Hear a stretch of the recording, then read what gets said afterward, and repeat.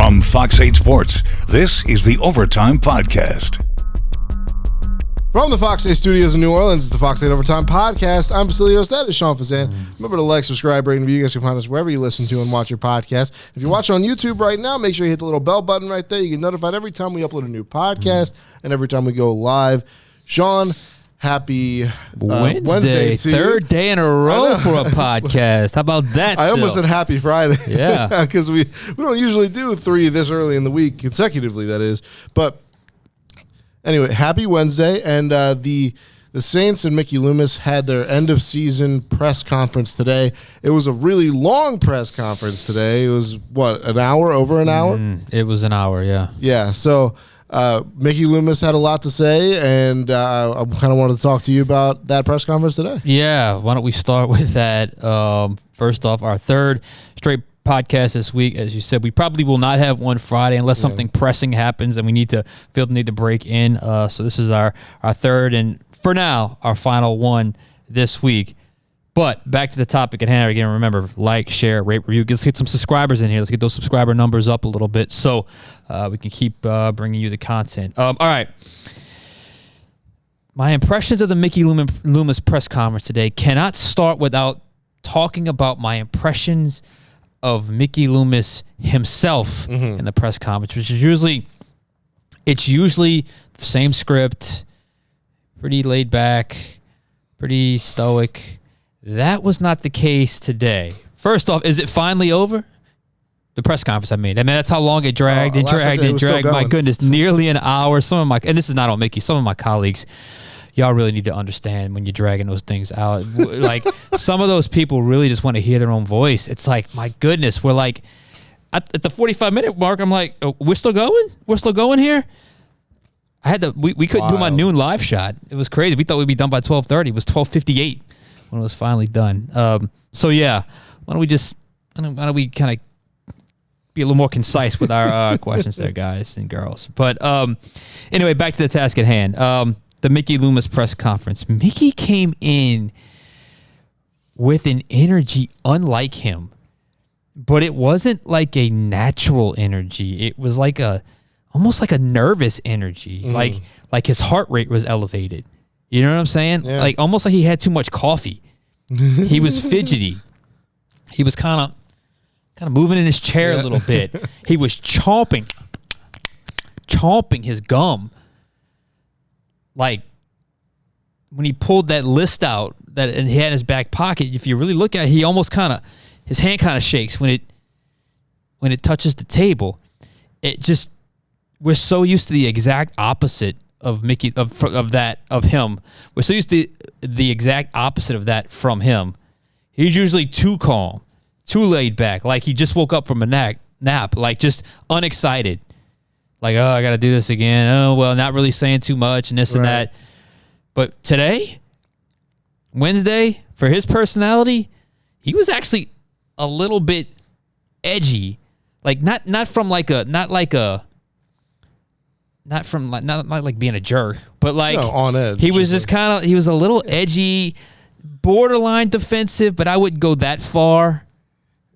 Quick answers for some questions, longer answers for others. It just had a feeling to me of a guy that frankly knows he's in for a tough offseason ahead, and he just wants to get going so they can finally talk about something else, because answering questions about the season that just happened, the decisions he's now making with the club and what's going forward, and now having to have 3 straight years of no postseason, and now you're in this aftermath of this successful run, and now all of your mistakes are at your front door, and now they're all coming for you, which you had to deal with for quite some time.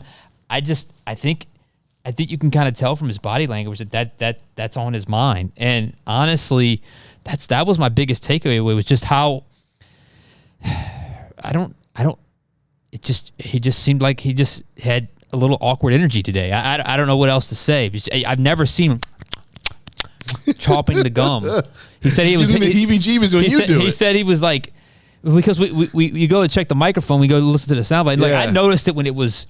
Yeah, I was listening to it. I had to cut some of the bites press today. Conference. Yeah. But when I went back and listened to the press conference again with the microphone right there, it was like This is uncomfortable. No, man. see, like I had to boost the audio for some of the bites today because Yeah. he's a little bit quiet, even though he was a little bit energized, if you would put it that way. Yeah. But then boosting the audio just like kind of boosted the chewing sound too. I was like, ugh. Yeah, All right. it was a little awkward. So yeah, I just felt like it was a little unlike him. It was a little outside of his personality, and it probably is a good like indication of where they're at right now as an organization. Like it's time to be uncomfortable, and Yeah. I think he articulated that today, and we'll get into that in a second. But I just think from a just a present standpoint, it was like, what's going on here? This is a little bit not like him, just in terms of what we're used to, in terms of the way he acts. I mean, there's a couple questions where he's really moving. I mean, like I'm not an expert on body language. It just felt like it was a little different version of Mickey Loomis than we're used to seeing. And speaking of getting away from the body language and everything, what did you like and dislike about what he had to say today? Let's start with what you liked. Yeah. Big picture standpoint, I like that he said he is responsible for letting the standard of excellence slip away. Things got too comfortable. Now he wants to make things uncomfortable. And he is the one that wants to make it uncomfortable. And there's this energy and this enthusiasm that was missing. And so I think he's trying to set the example for the rest of the organization that he's going to be the guy that fills the void with the energy and the enthusiasm that had been missing. Here is the issue, if you want to call it an issue, but here is the issue. Call it an issue. It's just simply not natural for him to do that. He's just not that type of guy. Not everyone is comfortable with being the alpha out in front. Not everyone is comfortable being the jerk sometimes. Not everyone is comfortable being the guy that tells a player, no, you're not doing it this way. You're doing it the Saints way. And if you don't like it, there's the door. Not everybody's like that. But that's the standard he's talking about. And here's the thing. I'm not sure anyone on the staff is truly comfortable being that guy. And I think that's part of the bigger problem. And that's what led to the lack of discipline, the lack of details. There was a lot of talk about film study today. And he was strongly hinting at a lot of these guys were not doing what they were supposed to do. They were doing the bare minimum, not doing the extra things to help you get over the hump. And look, by doing the bare minimum and not doing the extra things, they were 9-8. So just imagine if they had put a little more emphasis, a little more effort, a little more detail into their work, where they could be. So I am actually pretty fascinated with how this goes this offseason with a GM who is now going to be much more aware of his own energy levels and body language. And usually Mickey is the guy in the background. He's not the guy out in front. Most general managers aren't the guys out in front. But now it looks like he wants to be that guy, or at least going to try to be that guy. Look, I mean, I guess it's a good thing. If you're aware and you're trying to change things, you want to set the example, cool. But I also think that has to come from the head coach as well. I mean, I just think that's where it, because he's the guy on the day-to-day that's going to deal with these guys, not necessarily the general manager, which brings me to what I absolutely hated about the press conference. Can we go there next? Absolutely. What did you hate, Sean? Okay. Besides the thing and the long, and Maybe I'm being too hard on Mickey, but it just really stood out to me. and the long questions. Maybe I'm being, maybe I'm being a little too hard on Mickey, but it just really stood out to me because I've gone to that end of your press conference so many times. I've never seen him in that style, if you will. Anyway, Yeah, I got you. all right, which brings me to the thing I absolutely hated about the press conference. Absolutely hated. Then he pulled out his pocket, that list where his hand was kind of shaking. Under no circumstances should the Saints general manager have come out and compared the starts of the careers of Chuck Noll, Bill Walsh, Bill Belichick, and Tom Landry to Dennis Allen. Trying to make the point that those Hall of Famers started slow too. I have absolutely no idea what he was thinking there. You got to read the room better than that, dude. I mean, come on.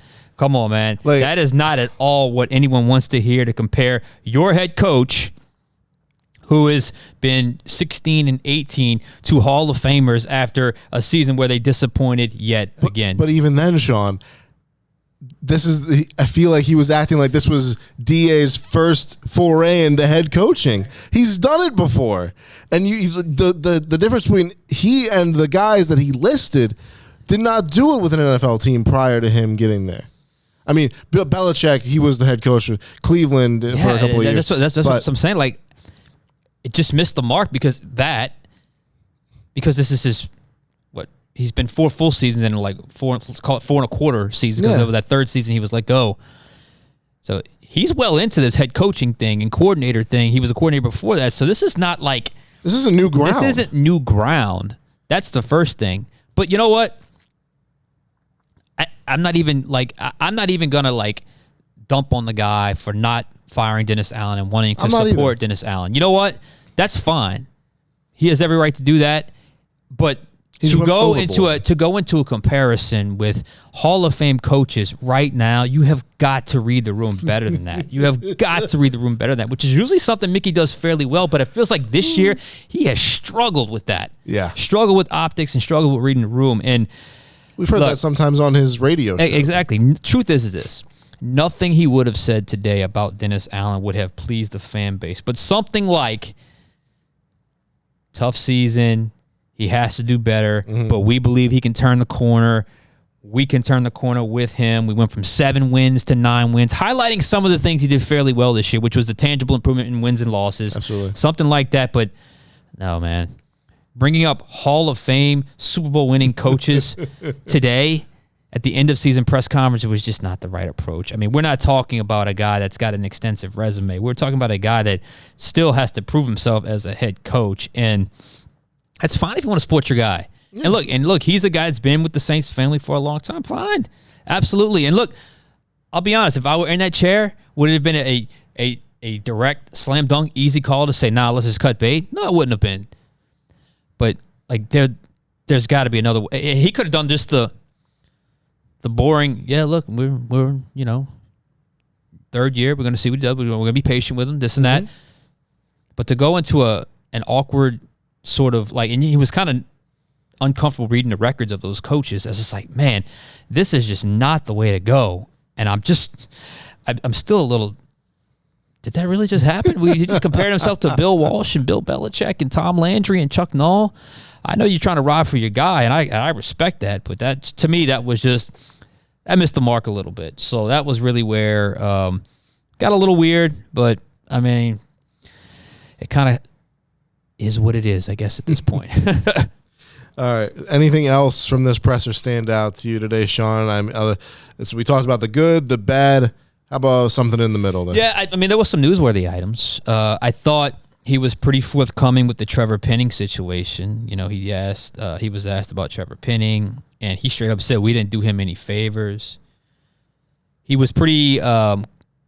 He was not forthcoming about any potential coaching changes in addition to the ones that have already been made. But the Penning thing is certainly interesting because that's now the second person to say that that's on the coaches to not have him ready, not have him ready to go. He was injured, then they threw him in. He did a nice job in the jumbo package as a rookie, and then, you know, he came this year. He got hurt again, and he didn't have an offseason, and we threw him right back into the starting lineup, and it just didn't work. Yeah, okay, I can buy that. He said he still has not given up on Trevor Penning, and then look, you can't give up on him yet. You can't give up on him yet. That would be, I mean, that would just not be good to give up on your first round pick this early. To me, I think a position change is all but a certainty at this point. They've never actually come out and said it, but a lot of people have asked that question, hinting at it, and kick it to guard, right? They've hinted at him possibly, you know, being okay with that. And look, he's a guy, when you watch him play, he is so much more comfortable moving forward, mauling people, where that might be a little bit better suited for the interior as opposed to being on the edge, where his lack of quickness can be a little bit exposed. Here's the other one that stood out. Doesn't view the Saints as an old team. He says those numbers are skewed. Look, man, to me, I watched that team. That team looked like a team that needs a new generation of blood, fresh blood, new generation of player. He started to talk about, one number could skew the whole thing. We're talking about a difference of 12 months. Okay, that's fine. Maybe he didn't want to he didn't want to go down that route. But I'm surprised he didn't say, yeah, we probably need to get a little bit younger, and that's just the natural evolution of the NFL. But yeah, they were one of the oldest teams in the NFL this year. What was skewing the number?